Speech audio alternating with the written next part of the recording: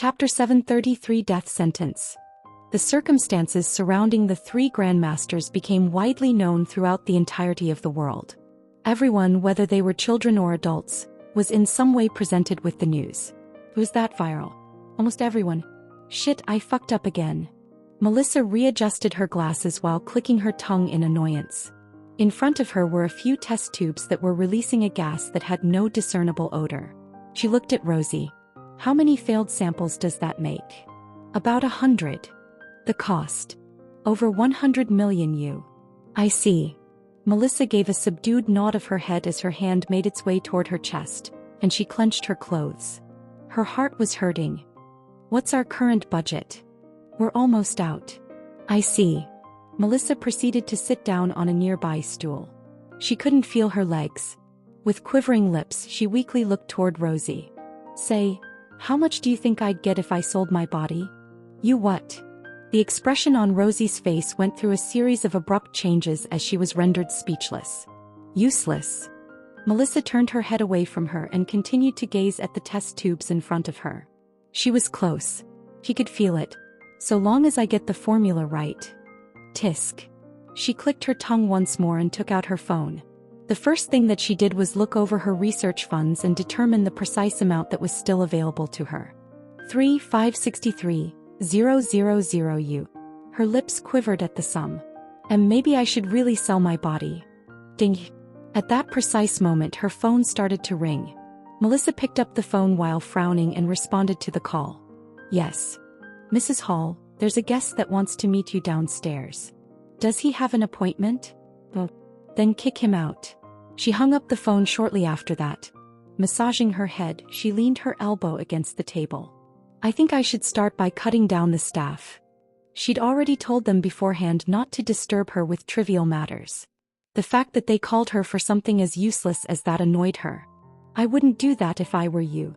Her ears were startled by a sudden whisper and she leaped to her feet in surprise. Huh? Who the fuck are you? As soon as she turned around, she saw a young man with dark hair and blue eyes. He appeared to be about her age and had a smile on his face.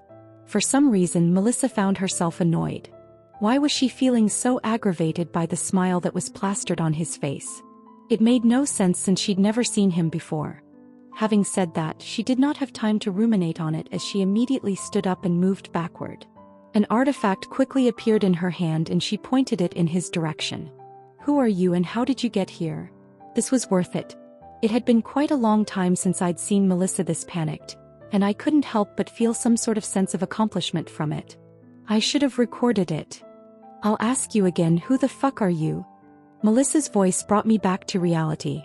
Looking at her, I raised both hands. Let's calm down for a good minute. I mean no harm.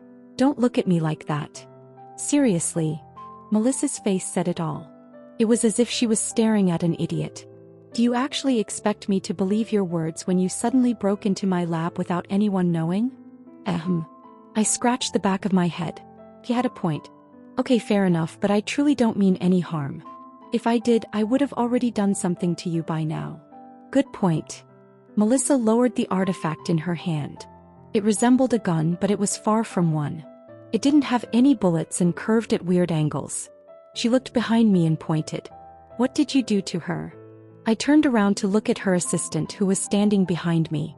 She appeared to be completely motionless and without any expression at the moment. When I looked at her, memories from the past came flooding back to me and my heart chilled. Don't worry about her, she's fine. She doesn't look fine. She's fine. I could release her if I wanted to, but I wasn't going to. It may have been a long time ago, but I wasn't one to forget the past. Even if they belonged to another world. Who was she to make fun of my name? Ha. Melissa sighed before sitting down. Fucking hell. As usual, she threw out a curse and I smiled. Are you finally willing to listen to me? She threw a glare at me. Do I have a choice? You do. I nodded in a serious manner. If I do, then I don't dash. It's just that you need to ask my permission for the choice. Her glare grew more terrifying, but I paid no mind to it. I was seriously enjoying myself at the moment. Finding a stool, I sat down. All right, let's get down to business. To be honest, I had no idea why I was currently talking to Melissa, nor had any idea why I was proposing a deal with her. However, according to Matthew, if I wanted to find out more about the current situation, then I had no choice but to interact with her. From what I've heard, you seem to lack money, right? Yes. Melissa sighed while raising her glasses a little. I'm impressed by your stalking skills. I smiled and paid no mind to her comments. Demonic Melissa was worse than her. I'll keep this short. I'll give you several important recipes and formulas in exchange for a small percentage of the profits. How much is a little? Like 5%. That little? Melissa seemed rather surprised by the offer, and to be honest, I would be too, but it didn't really matter to me. I was in no need of money. The opportunity to engage further with her was the sole factor in my decision to accept a share of the profits. If it turned out that she was one of the clues I needed to get out of here, then doing this was necessary. I looked at her. You seem to trust my words quite a bit. No. He threw me the same look as before. My mouth twitched a little. Since I have no choice, then I might as well accept your words. Let me make this clear, I don't trust you at all.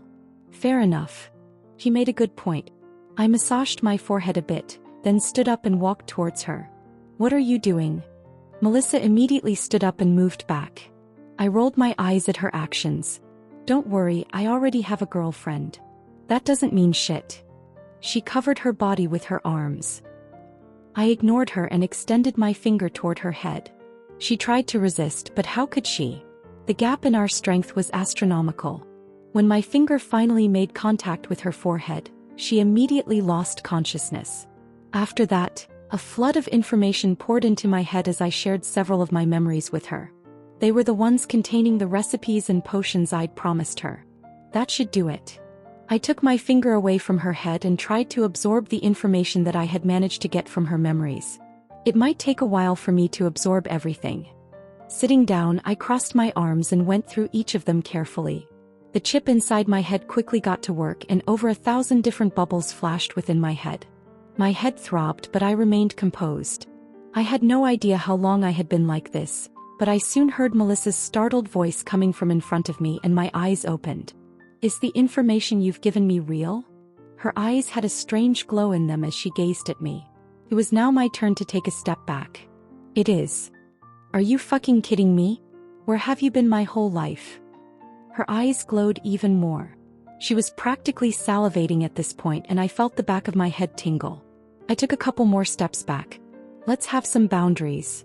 Fuck off. Rolling her eyes, she turned away from me and dashed toward a certain section of her lab.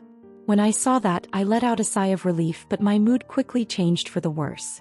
I think I have an idea of what the clue is. My face twisted a little at the thought. My feelings were all over the place as I watched Melissa, who was smiling and laughing as she happily took out her notes and flipped through them. My guess was correct then. This is bad. I let out a soft breath and turned toward the entrance of the lab. When I saw that Melissa was completely focused on what she was doing, I knew there was no point in trying to talk to her anymore. I accomplished the purpose of my visit regardless. I really hope I'm overthinking things. As I approached the door, I reached out to grab the handle.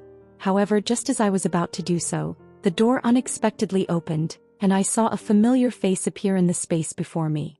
The figure froze in place as soon as it caught sight of me, but not long after that, his haughty voice resounded out loud while a murderous aura emanated from his body. Who are you? Chapter 734, The Penguin. For a brief moment, I shut my eyes in an effort to permanently etch the scene in front of me into my memory. I had to. Never again did I expect to see this sight again. An arrogant voice once again echoed out loud. Did you not hear me? Who are you? What are you doing here? What's your relationship with Melissa? My lips trembled. I was struggling. I really was. I found myself fighting an uphill battle to maintain my composure as I looked at the man in front of me. His glare was strong, and the arrogance in his demeanor was clear. It has been so long. I was almost starting to get emotional. Are you deaf? Did you not hear me? He had a firm grip on the collar of my shirt. As he tightened his hold on me, his emerald eyes cast a menacing glare in my general direction. I felt my body get lifted off the ground, but I did nothing. Tell me, what's your relationship with Melissa? Once more, my lips were quivering, and I raised my head in an attempt to conceal the expression on my face. This is too much. I was almost starting to feel thankful for Kevin. Answer me. He raised his fist and tried to punch me. I finally came to and cocked my head to the side just in time to avoid getting punched in the face by his fist. Huh. The fact that I was able to avoid being hit by his fist appeared to startle him, as his face went blank for a brief moment. The sight made me grin and I pressed my hands against his forearms. I only applied a little pressure. Ag. Instantaneously, a distorted expression appeared on his face, and I gently yanked his arms away from my collar. It was honestly effortless. Let go. He glared at me with a distorted look. Do you know who I am? Yes, I do. I nodded my head. Of course I knew who he was. Then I suggest you let go and scram away from Melissa. That's not possible. I shook my head with a serious expression. His face distorted further, but I didn't mind as I simply enjoyed his reaction. It had been so long since I had seen this version of Jean, and I just couldn't help myself. Leaning closer, I softly whispered into his ear. You see, the two of us have a special relationship. Special in the fact that we were business partners, but obviously I omitted that part. And I was glad I did, as Jin's face bleached completely as horror flashed across his face. What did you say? My lips trembled once again. I had to take a deep breath in order to keep my composure. You've heard me correctly the first time. After tapping on his chest, his entire body froze while I composed myself and adjusted my clothing. I reached out and patted Jean on the shoulder as I turned my head to look in the direction of Melissa, who was completely oblivious to what was taking place. I suggest you give up. It's for your own good. She's a lost cause. Aside from her work, I never saw her show any interest in anything romance-related. The Jean in my world understood this long ago and seemed to have given up on her. I didn't want this version of Jean to suffer for his whole life. I'll kill you, huh? Who? What are you doing? Thinking about how pitiful his life would be, I unknowingly found myself hugging him. I was just as startled as Jean was by my actions, but once again thinking about his love life, I found myself hugging him even tighter. Let go of me. What are you doing? I like Melissa. My heart is already tack dash. Let me stop you right there. I let go of Jean and stepped back. Patting him on the shoulder, I seriously looked at him. For your information, I have a girlfriend. I was just hugging you out of pity. I have no interest in you. A number of people emerged from the shadows of an impressive building to extend their greetings to a number of people coming in their direction. Both sides exuded an imposing aura that did not lose out to the other. Ho ho, who would have thought someone as esteemed as you would contact me first? Jerome boisterously laughed as he went to greet Edward Stern, the guild master of the Angel Wing Guild. He extended his hand. Do you know just how surprised I was by your text message? The guild leader of the largest guild on Earth suddenly said that he wanted to work with me. Ah, what an honor. Hearing his words, which were obviously tinged with sarcasm, Edward's face underwent no change as he extended his hand forth and shook it. It is indeed your honor. Jerome's face stiffened, but he soon smiled again. Not very humble, are we? Why would I be?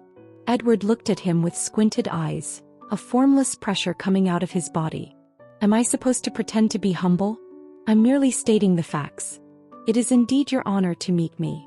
In spite of Jerome's best efforts to conceal it, the rage that was building up on his face was obvious even as he tightened his grip. Indeed, you are the guild master of the number 1 guild. What's the point of being humble when you're merely stating the truth? I'm glad you noted this. Edward finally let go of his hand and Jerome did the same. The two sides separated and Edward looked around. Should we get down to business? Please. Jerome extended his hand and invited Edward and his entourage into the building. Oh. Just then, his eyes caught sight of a certain figure and his smile widened. Could this be your daughter? He deeply gazed at the young girl who stood behind Edward. She was a beauty without a doubt. Jerome was not sure that he had ever seen a woman who was as beautiful as she was in his life, and he believed that his wife was the most attractive person in the world. Furthermore, judging from her aura, she was without a doubt extremely talented. The more he looked at her, the more he liked her. This is indeed my daughter. Edward stepped forward, blocking Jerome's sight. As he looked down on him, the intangible pressure that had been emanating from his body just a few moments earlier grew to an even greater intensity. Is there a problem? No. Jerome shook his hands. I was just very surprised to see how talented your daughter is. Not only is she beautiful but she's also very talented. I'm a very envious man." He turned around and stared at a young man who seemed utterly enthralled by the young girl's appearance. He had long green hair and thick brows, both of which contributed to his overall attractive appearance. He had a body that was rather well built, and the most notable feature about him was the color of his eyes. They were emerald and they seemed to sparkle alongside his hair. "Kyle." "Huh. Father." It was only after Jerome called out for him that he snapped out of it. Jerome beckoned him with his hand. "Come here, I'd like to introduce you to someone." Looking at where his father was, Kyle immediately became excited and rushed forward. After stopping next to his father, he continued to stare fixedly at the young woman who was standing behind Edward. It was a shame that she didn't pay any attention to him at all. Jerome started to introduce him. "This over here is my son, Kyle. He's just recently turned 25 and is about to break through to Sieg rank." He drew out the last few words on purpose as his face flashed with pride. It had to be known that reaching Sieg rank at such an age was almost unheard of. Typically, one would be in their mid-30s before ever achieving such a rank, if they were even capable of achieving it. It went without saying that his talent was unparalleled. Even Edward was unable to conceal his surprise as he was forced to cast a few glances in his direction multiple times. Jerome's eyes were clearly drawn to this particular detail as he guffawed broadly. "What do you think?" "Pretty good," Edward honestly said, taking his eyes away from the youth. "It's good to know your son is this talented. I'm sure he'll make a good addition to your guild in the future. With that being said, let's get down to business. I don't have much time to spare." He departed shortly after that, no longer paying any attention to the youth. His daughter trailed closely behind him while maintaining her expressionless face. She didn't even give his son a sideways glance. A stark contrast to him, who couldn't stop gawking at her. "Why, you're right." Seeing Edward leave, Jerome's fist silently clenched, but he was able to force a smile. "Let's get going then." He proceeded to lead them into the building. Coldness flashed across his eyes as he led them into the building. "Let's see how long you can be arrogant for." "How did it go?" "I managed to find the clue. As I was leaving the building, I saw Matthew walking in the opposite direction. When I thought about what I had been able to piece together from Melissa's recollections, I realized that my mind wasn't exactly in the right place. I hope that I was wrong. I really did. Judging from your expression, it looks like you really do have an idea." Matthew happily smiled while leaning against the side of the building. Lifting his head to stare at the sky, his gaze soon shifted toward my direction. "Since you've found the clue, then I guess my job for now is done." "You're leaving already?" Was this all that he wanted to show me? Matthew moved away from the wall. "My job is done. I've done what I needed to do. Everything else is up to you. We'll meet once more later, so don't miss me too much." My brows furrowed, but they soon relaxed. When I considered the tidbits of information that I had been able to assemble, it really did seem like I didn't need his help anymore. I now had a distinct clue as to what path I needed to take in order to get out of here. "All right then." I exhaled while looking up at the sky. "Thank Y dash." I wasn't even able to thank him when I realized that he was already gone. After taking a quick glance in all directions and confirming that I was, in fact, alone, I gave a sarcastic grin and shook my head. How rude. Chapter 735. The Pen. The Union gave the name The Pen to their incarceration facility. Because the prison was home to some of the most dangerous criminals ever known to humanity, it required the most stringent level of control and security. Any one of the people who were locked up had the potential to pose a significant risk to both the national and international security of several countries. Because of the obvious dangers involved, the location of the facility was kept a secret, and only a select few individuals were aware of its precise whereabouts. This should be the place. I count myself among the fortunate few in that I was one of those who knew where the location was.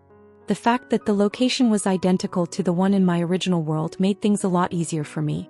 Despite the fact that the two worlds were very similar to one another, with demons and other races no longer invading the planet, the geography of the entire world was very different from the world that I was familiar with. The first cataclysm still took place as a result of mana unexpectedly making its way into the world, and Ashton City was also constructed in the same location as it was in my world, but those were the only similarities I could think of when it came to the two worlds. Everything else was practically different. I guess this too isn't too different. I wasn't really shocked by it though. After all, it was constructed into Mount Everest itself. The mountain that was once deemed the tallest in the world. It was no longer the tallest, but due to its remote location and harsh climate, it was the ideal place to confine the most dangerous criminals. Let's see. As I gazed at the mountain that was on the other side of me, an icy wind blew through my clothes. It was a little chilly, but I was able to tolerate it. The most annoying part was the thinning oxygen, but I could also bear that to some extent. There it is. I cracked a smile after finally locating the entrance to the facility. It was very well hidden, and if not for the fact that I was someone whose strength far surpassed that of what this world's greatest held, I probably would have had a harder time finding it. Let's get this over quickly. My vision began to blur, and the next thing I knew, I was standing in front of a massive metal door located deep within the mountain. Who are you? Enemy alert. 2 soldiers were waiting for me when I arrived, and as soon as they saw me, they pulled out their weapons and began yelling as loudly as they could.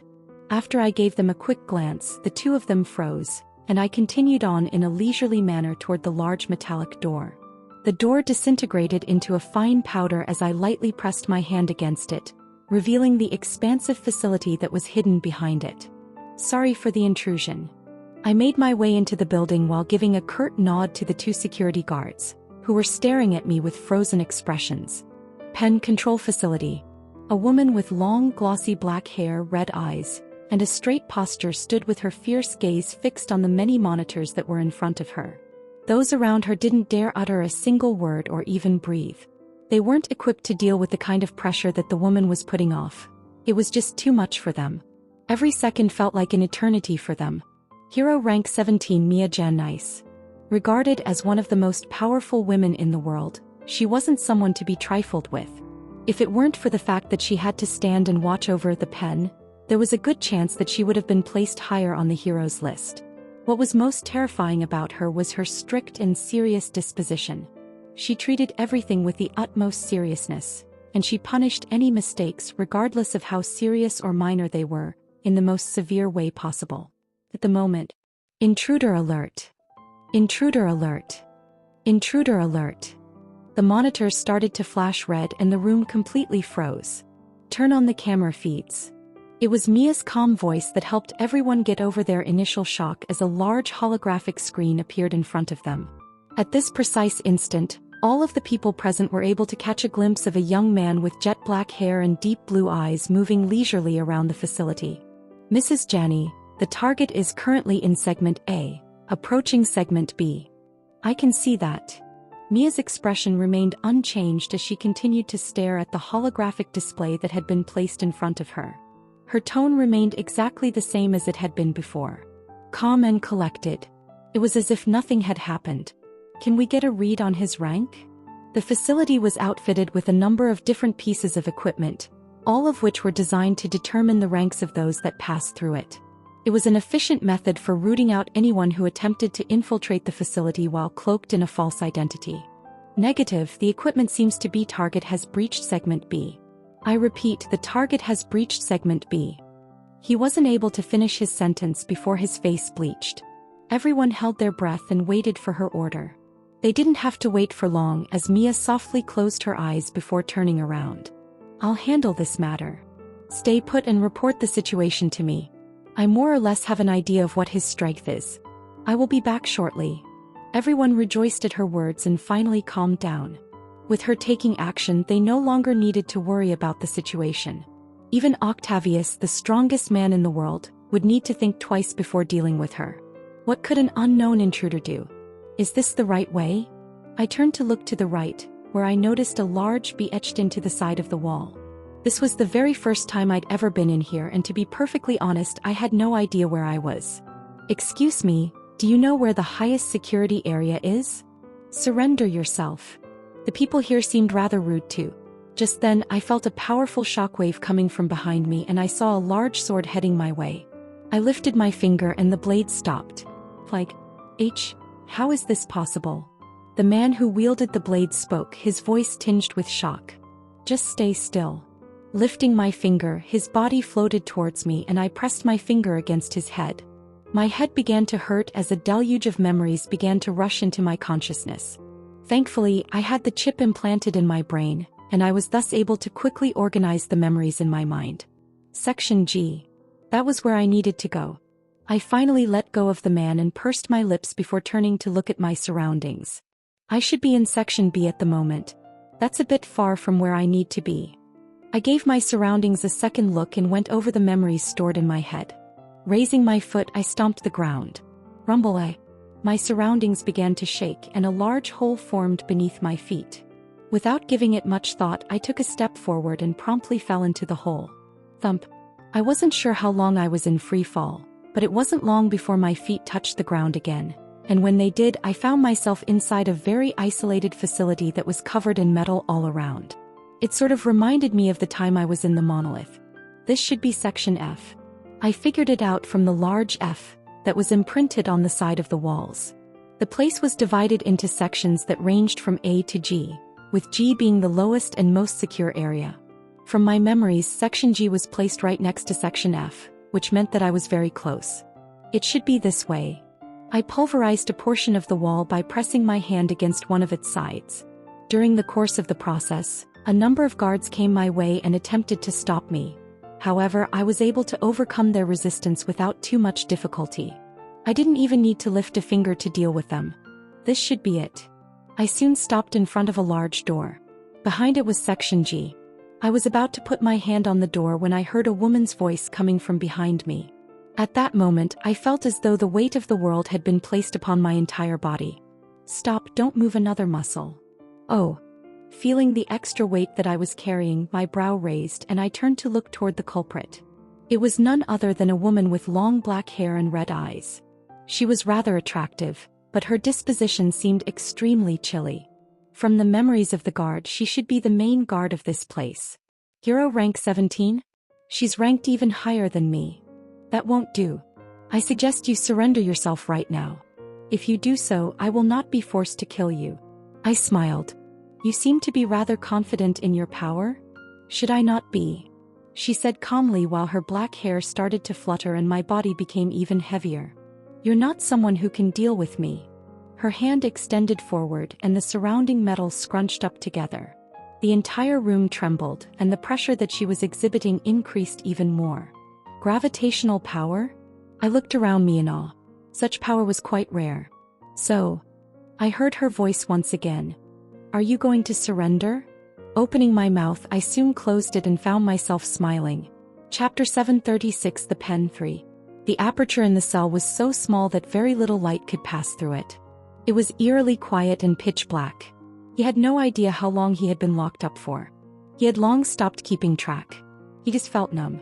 Thinking about his wife and daughter, he felt his heart get torn into pieces. He was innocent. He didn't do anything, but for some reason he was framed. It wasn't just him. Levi Shaw and Gravar were put in the same circumstances as him. He was innocent. He didn't do anything, but for some reason he was framed.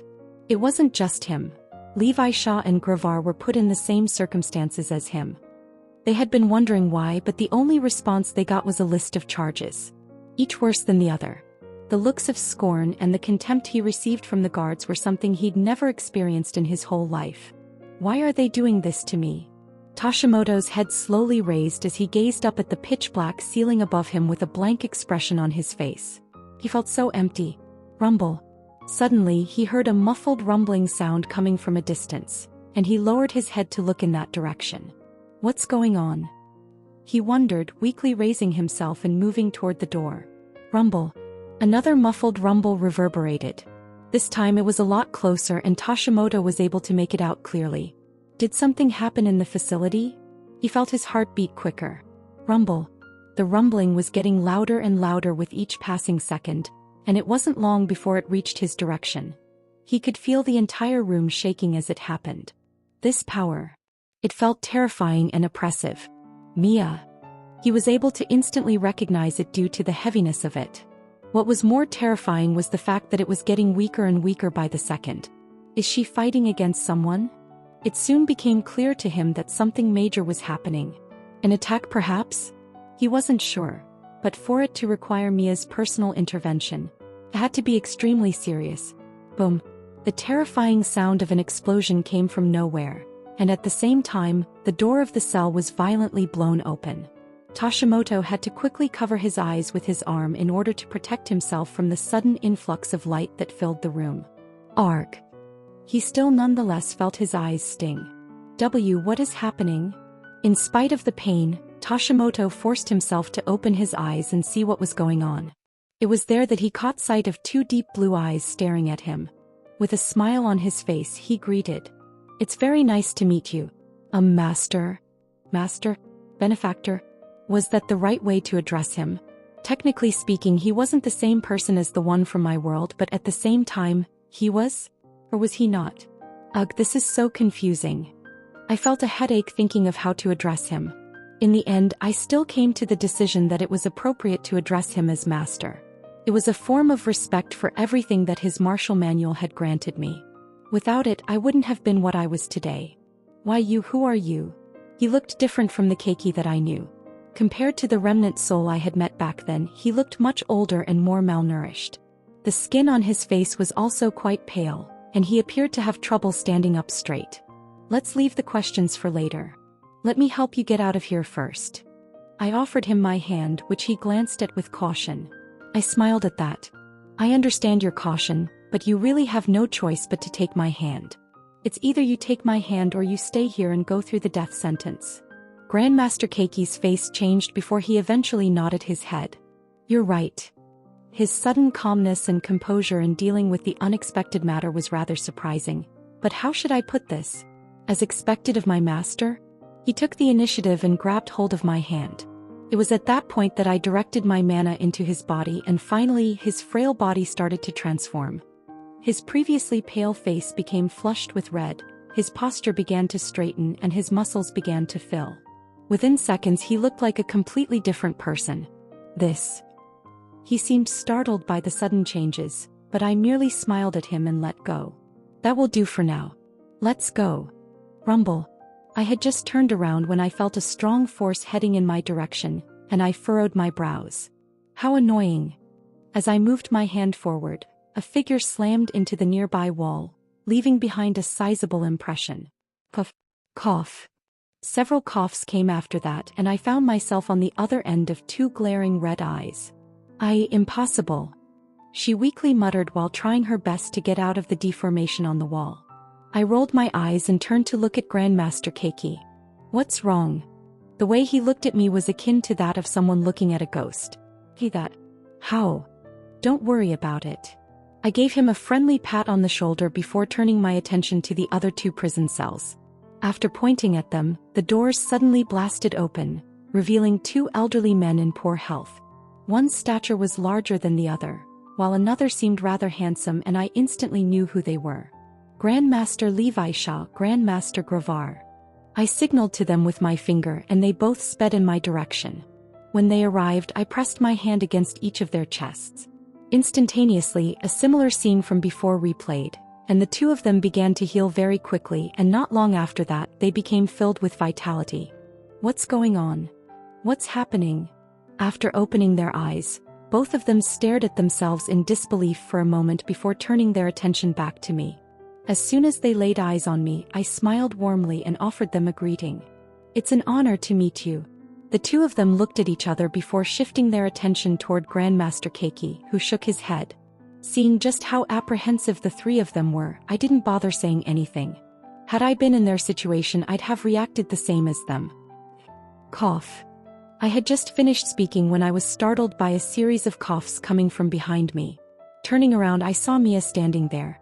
My eyes opened in surprise. She's quite tenacious. Why? What are you doing? Can't you see? I thought it was fairly obvious from the start. She glared at me more fiercely and took a step forward. Her hair was all over her face, and blood was dripping down the side of her mouth and down the back of her head. Don't you depee. She spat a mouthful of blood halfway through her sentence and took a knee. I was honestly impressed by her willpower. Had it been anyone else, they would have already given up by now. I wonder just how strong she would have been in my world had she survived. The fact that she was not a person who I knew very well led me to believe that during the second cataclysm, a demon had most likely been the cause of her death. It was a pity since she was so talented. All right then, let's get going. I turned my gaze away from her and looked up. Just as I was about to make a move, I heard Grandmaster Keiki's voice. Wait. I stopped whatever I was doing and looked at him. He stared straight into my eyes with a serious look. Are you really on our side? Even though his question appeared to be rather straightforward, he and the two other Grandmasters became tense the moment he asked it. They were still extremely vigilant. I calmly looked at the three of them. If I wasn't on your side, I wouldn't have bothered coming here. Grandmaster Keiki closed his eyes for a short time and then turned around to look behind me. He looked toward Mia. Then if you're really on our side, take her with you. Huh. His words surprised me as I turned to look behind me where Mia was. She was looking at me with a fierce glare and I looked back toward Grandmaster Keiki. An idea suddenly popped up in my mind. Is she on your side? Yes. He nodded. Without her we would have probably been in even worse shape. You can say that the only reason we're still alive is because of her. My eyes squinted. Last I recall they were in pretty bad shape.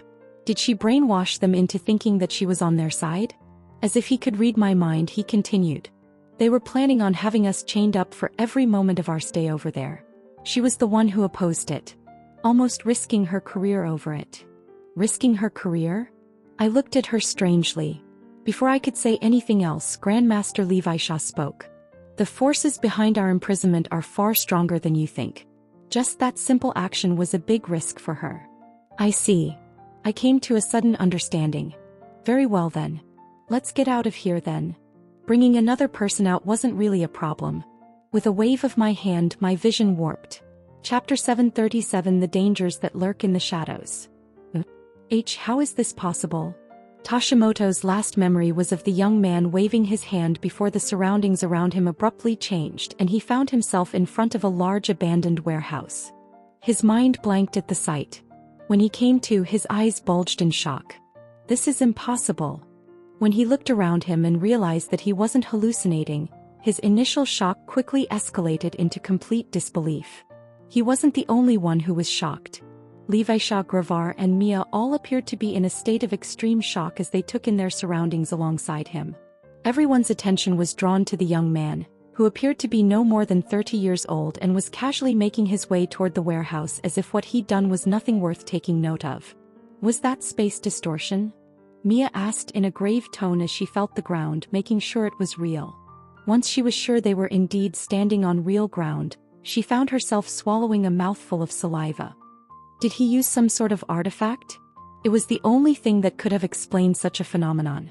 Even Octavius, who was the strongest human in existence, was unable to accomplish such feats. He could at most run extremely fast. Octavius once said that once one reaches the S rank they can fly. But that's as far as it goes. Space distortion shouldn't be possible. Grandmaster Gravar suddenly said, and everyone held their breath. This was especially so for Grandmaster Keiki, who was still recovering from the sudden shock of finding himself in another location. Mia took a deep breath and stood up. Although he's strong, very strong, it is impossible for anyone to cross over the boundaries of S rank, let alone higher. It is most likely that he's used some sort of artifact to get us over here. Everyone nodded their heads. It was the only explanation that they were willing to accept at the moment. Are you guys coming or not? As soon as they heard his voice, the others glanced at one another before heading in the direction of the abandoned warehouse. After the initial shock of the previous accident subsided, the look on their faces gradually transformed into one of renewed seriousness. Whatever the case was, they couldn't run away.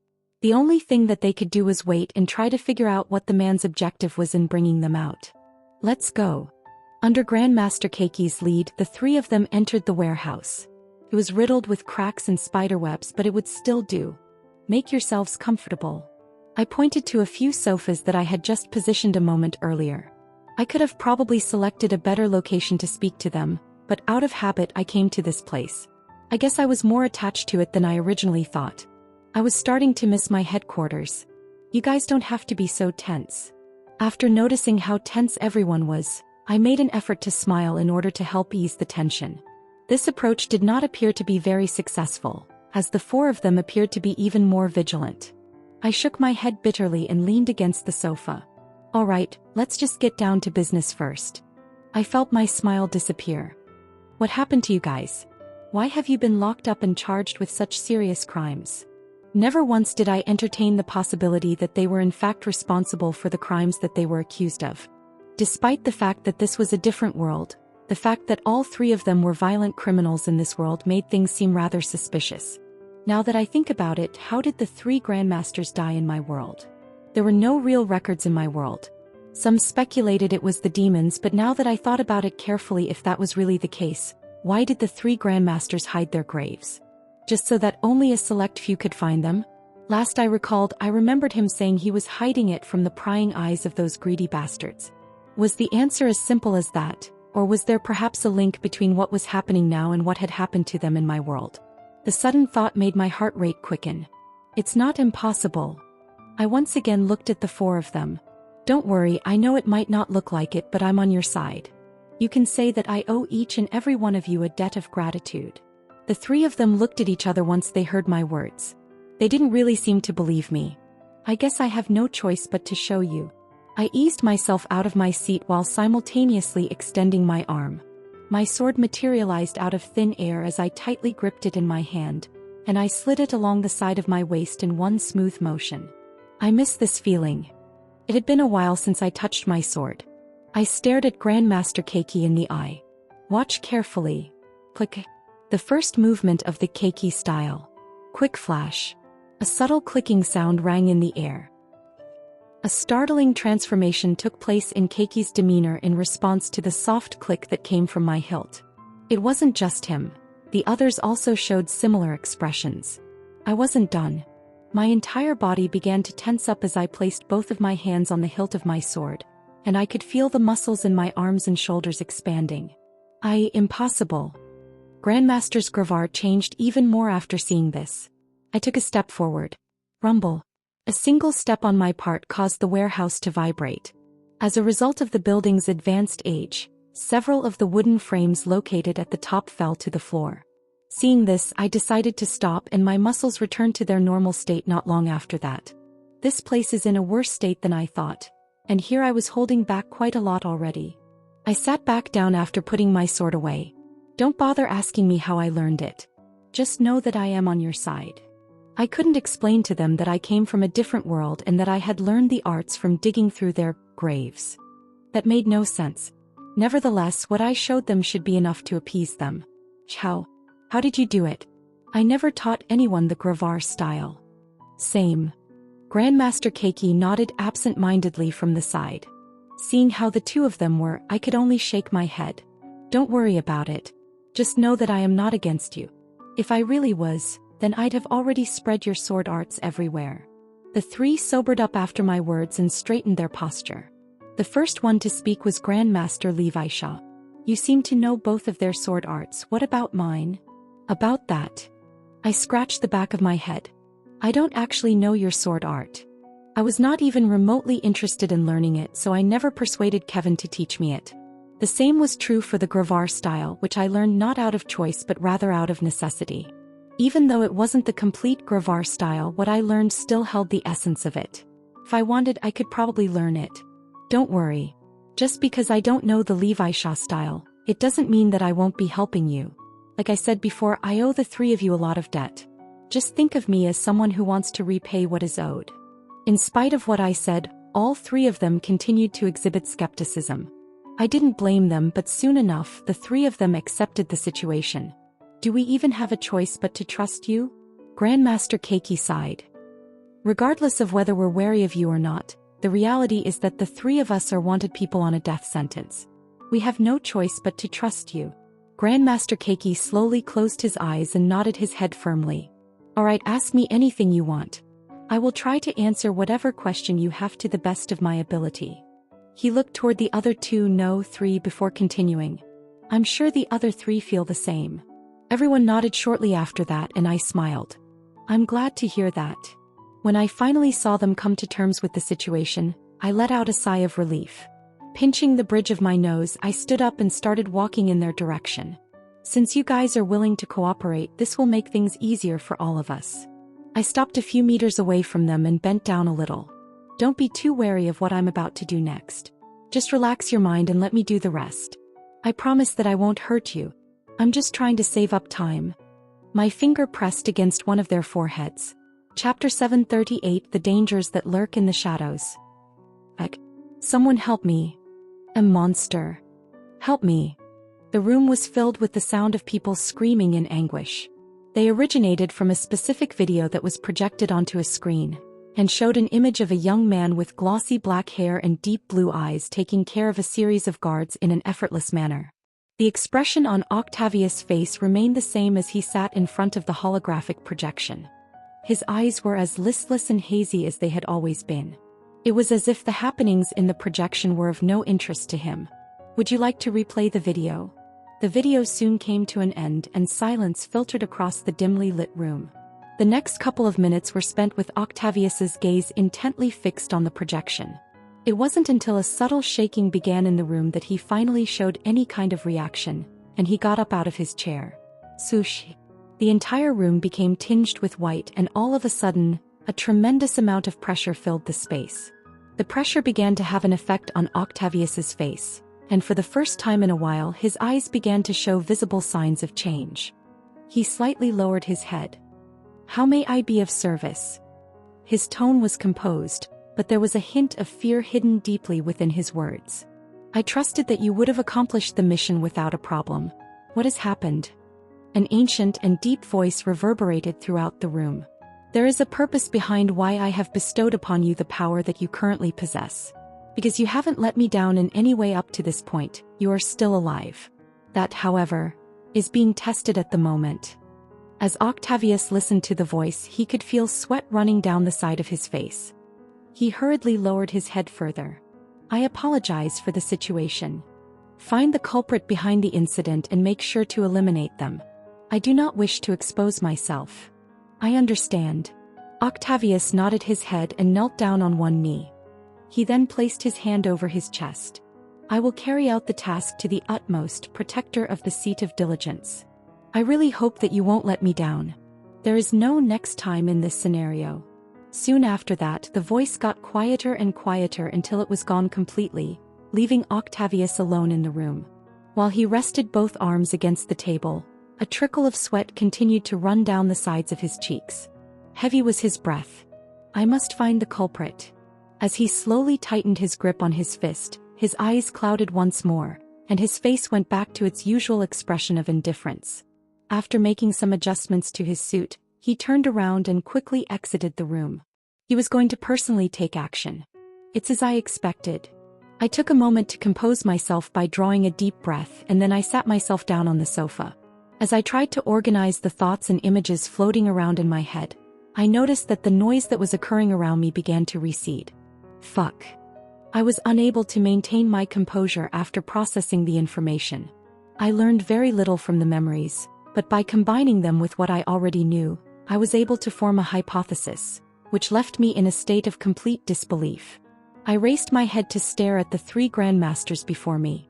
If I'm not wrong, the main reason why they're being targeted is because they are too talented. Even though I wasn't absolutely certain of this hypothesis at the time, I had a strong intuition that this was almost certainly the case. From what I gleaned from their recollections, I was able to deduce that Octavius was the one who was ultimately to blame for everything that happened. Be it this world or my world, he was the strongest person in the human domain. Most surprisingly, however, was the fact that he still learned the martial manual or skill that made him the way he was. He was like that back when I saw him at the Union Tower, and thinking back at the memories that I saw from Melissa and seeing that they were practically the same as the ones from my world, another hypothesis formed inside of my mind. I need more information. I can't be too sure just yet. I quickly shook my head and dispersed it. If the hypothesis proved to be correct, then I wouldn't know how to react. It was too much. Whew. I took another deep breath. It was then that I heard Grandmaster Keiki's voice. Did you find anything? Lowering my head, I looked at him and soon nodded my head. Yeah. I think I have an idea of what's going on.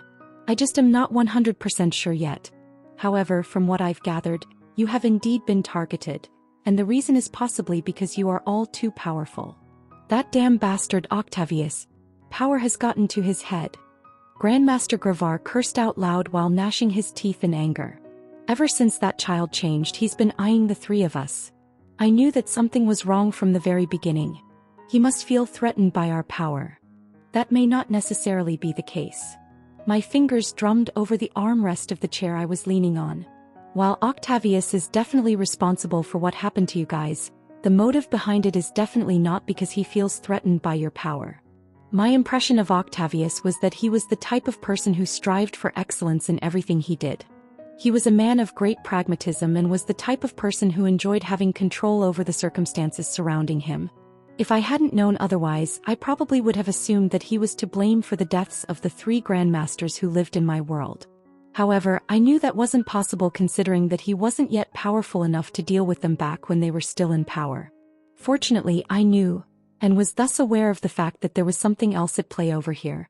If the deaths of the 3 grandmasters in my world were really not due to the demons, then I'm afraid there's some sort of higher power hidden within both worlds, controlling everything. I could only think of one such power.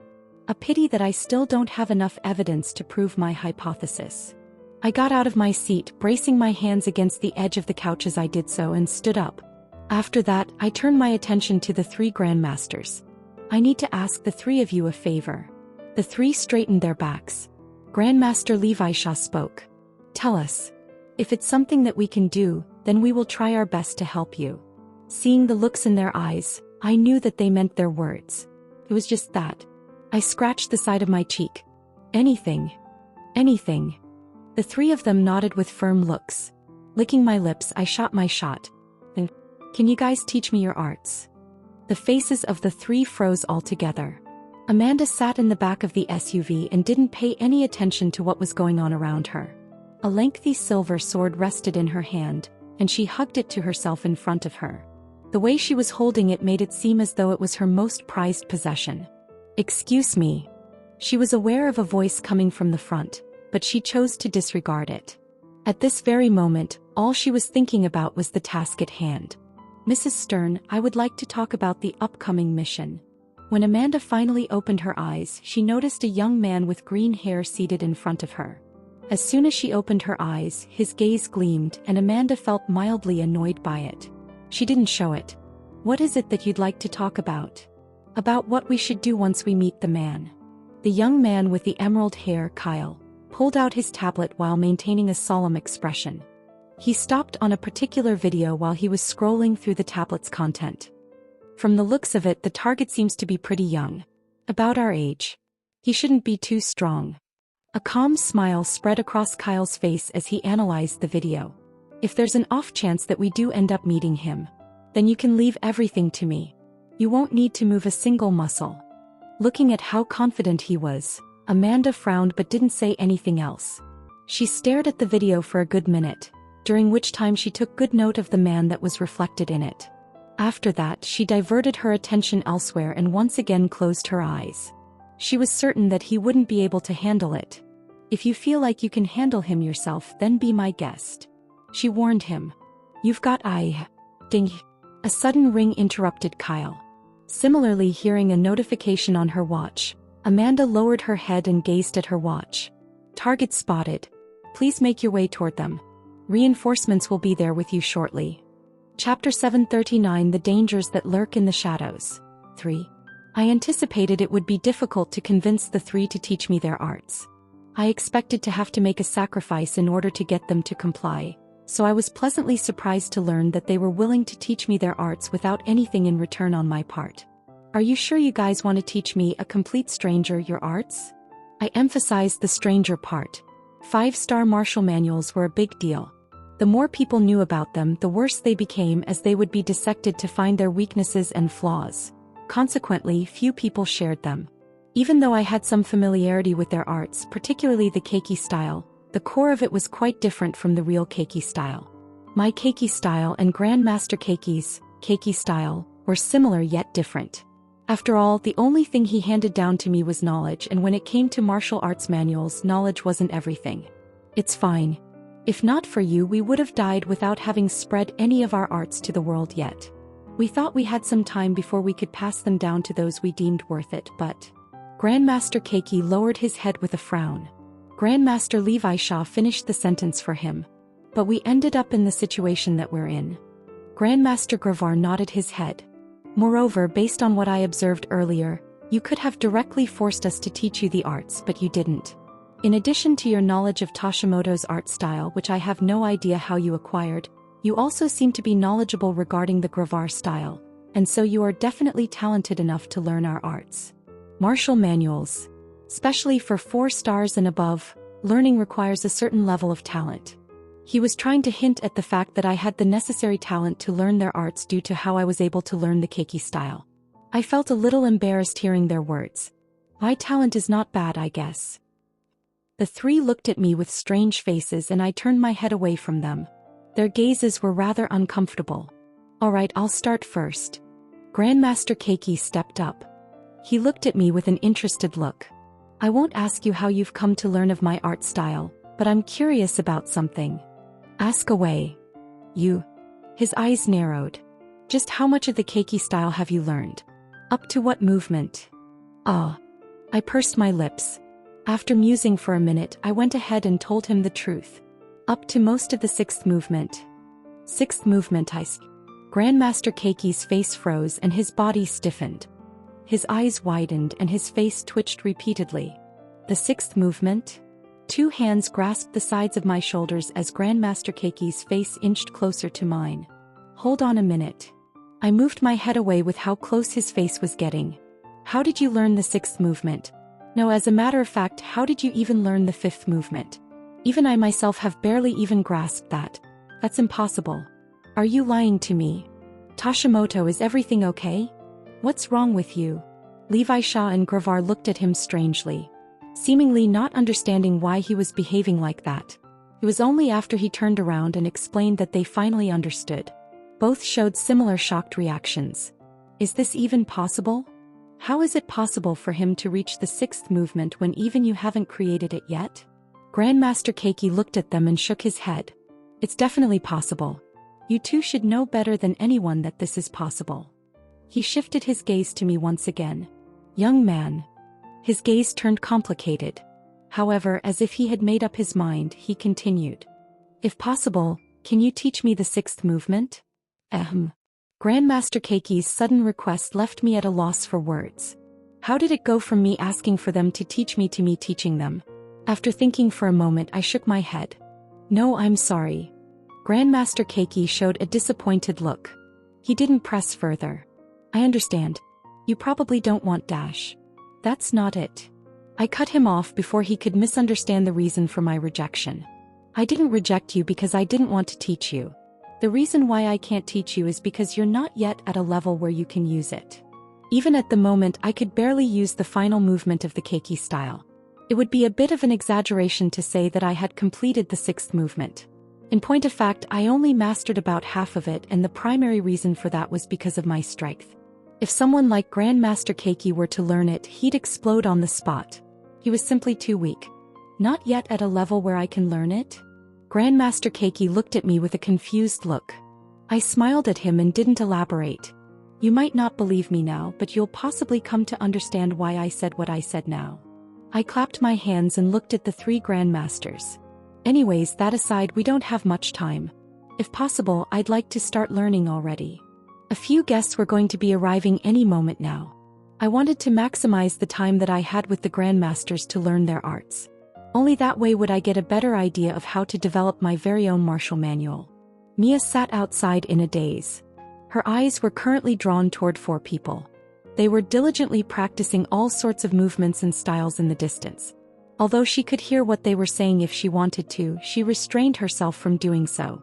She was not the type of person who would blatantly steal from other people. Furthermore, since she didn't use a sword, it wouldn't have been very helpful for her anyway. I wonder what his real strength is. Her gaze shifted toward the young man in the middle of the 3 grandmasters. His whole presence was shrouded in a mist. She couldn't see through him. She fought with everything she had, but she was ultimately rendered completely helpless by his strength. Even Octavius was unable to give her such a feeling, and he was the strongest human within the human domain. It couldn't be that he really... There was only one explanation for all of this, but she just couldn't find herself believing it. There was a reason why that S rank was deemed to be unachievable. It wasn't because there wasn't enough mana or resources available. Neither of those factors played a role. The fact that there was no higher level was ultimately the deciding factor in this situation. Typically, when breaking through to the next rank, one would feel a barrier that they'd need to break to reach that next level. There was no such thing for A+ rank. The barrier didn't exist. It was as if the world had put a limiter on that one barrier. There had been many in the past who had the potential to reach such a rank, the 3 Grandmasters being prime examples. In the end, however, they all ended up failing. Many of those who were talented enough to cross the barrier met tragic ends, with some suddenly killing themselves at certain points. It was strange. Whenever there was someone who was talented or had the potential to surpass the A+ rank and reach the next level, they'd mysteriously die or get sick. It made no sense, and it was exactly for this reason that Mia helped out the 3 Grandmasters. She had the impression that something was taking place unseen by the world, preventing people from progressing to the next level. The fact that she was met with such a significant amount of opposition after attempting to assist the 3 Grandmasters provided further evidence in support of her hypothesis, and it became her objective to determine what was going on. Something sinister was lurking beneath the shadows, and it had clawed its way toward every powerful organization. Slowly, her gaze paused toward the young man in the distance. If he truly reached that rank, then he might be able to help us figure out what's going on with the world and what's trying to stop us from breaking through to the next level. She could only hope that was the case. All of a sudden she sensed something, and her gaze turned toward the faraway distance. With her senses, she was able to see very far and thus caught a glimpse of several large black SUVs speeding in their direction. Mia had a sneaking suspicion that they were not coming with the best of intentions, given the speed at which they were moving in their direction. The young man's words served to further firm her thoughts. They came faster than expected. Before Mia could say anything, she felt her vision warp. Chapter 740 Conflict. Squadron 5 is currently headed to the target's location. They will arrive at the destination shortly. Edward glanced at the notification that appeared on his watch before turning his attention to the person operating the vehicle. Head toward the same location as Squadron 5. He paused and added, "Pick up the pace, please." As a result of his words, the car picked up speed. Almost immediately after that, Edward heard a voice coming from beside him. "What's the rush?" It belonged to none other than Jerome, who at that very moment was occupying the seat next to him. "Let the children take care of the problem. They ought to be able to handle the situation with that young man between the two of them. It'll be a good experience for the two of them. It's still best if we hurry up. It's still best if we hurry up." As he spoke, Edward's pupils contracted slightly. He was not a fool. He was able to figure out what Jerome was planning to do, and it didn't sit well with him in the least bit. Not that he was worried about Amanda falling for someone like him. Only someone who could match his looks and strength could hope of courting her. You might never know what can happen. With the two of us there, I can rest assured about their safety. Heh. Jerome smirked. With my son and the elders, there's no problem even if they... Ding.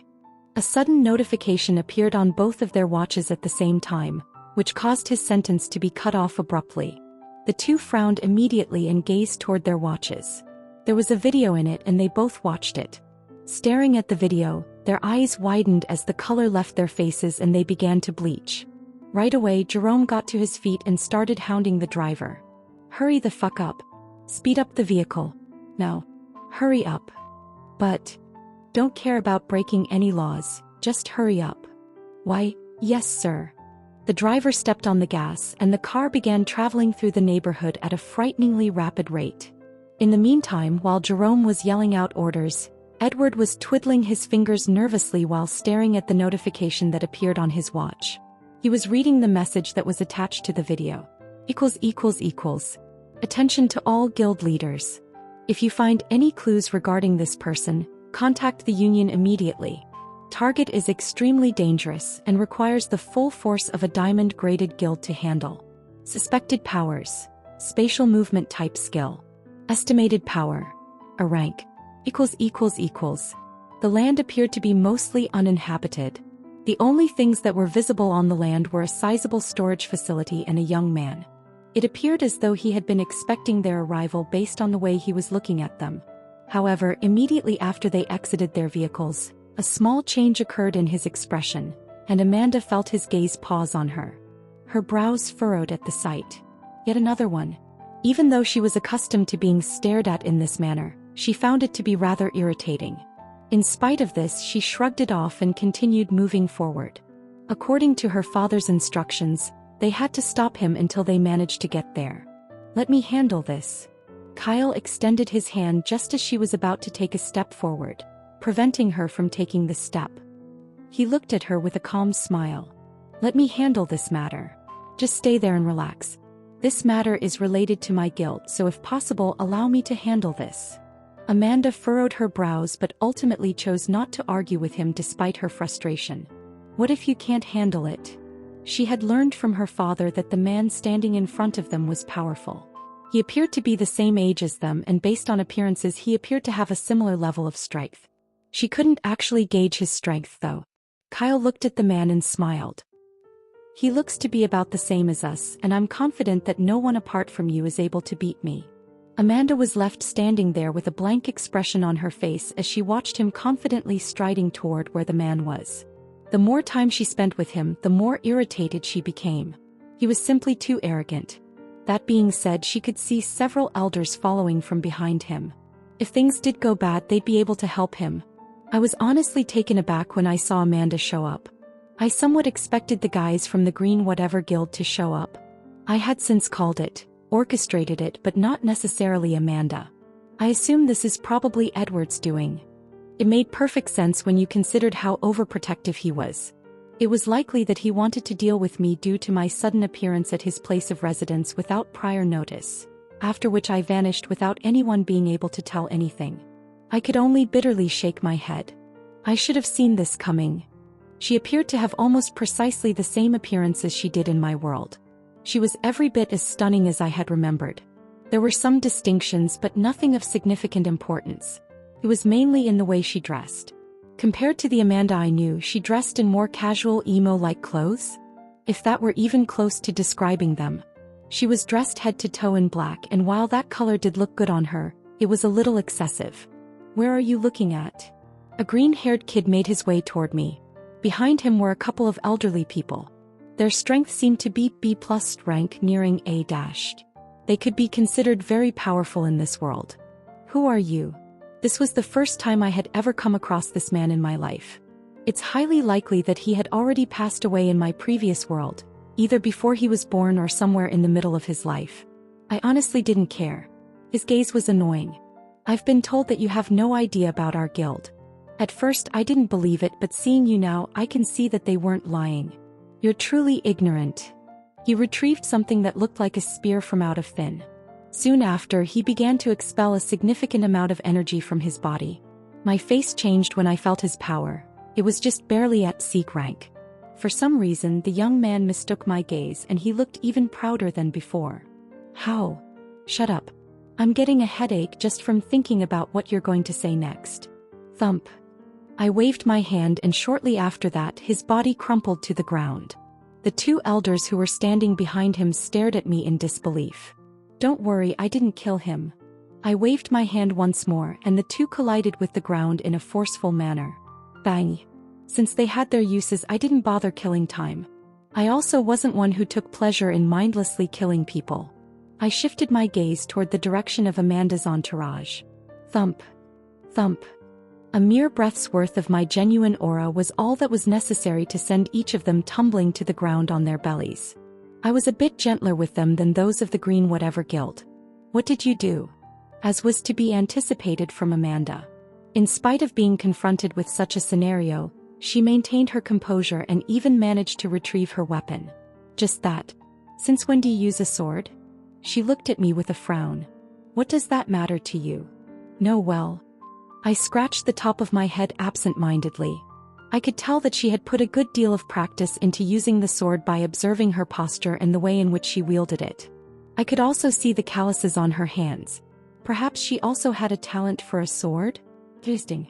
"Come, let me see how strong you are."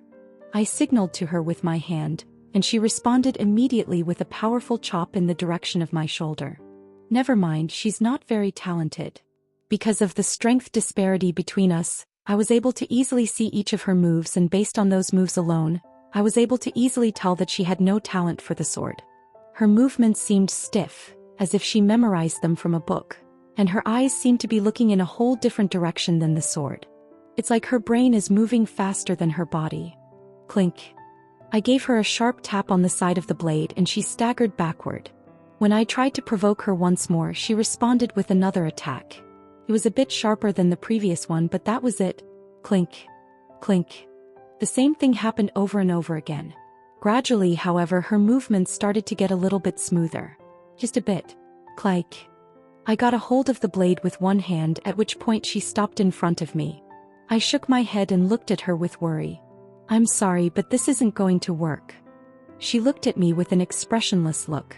She stomped her feet on the ground repeatedly as she attempted to retrieve the blade, but no matter how hard she tried, she was unable to get it to budge. I continued, "You're not fitted for the sword." After hearing my words, her entire body went limp, and the icy expression on her face vanished. What took its place was one that was filled with rage. My mind was boggled by the abrupt shift in her expression, especially given the fact that I'd never before witnessed her look at me in such a way. It looks like I've hit a sore spot. I was just about to elaborate on my point when I became aware of a forceful voice coming from a considerable distance away. My mouth started to twitch as I realized how familiar it was. "Get away from her."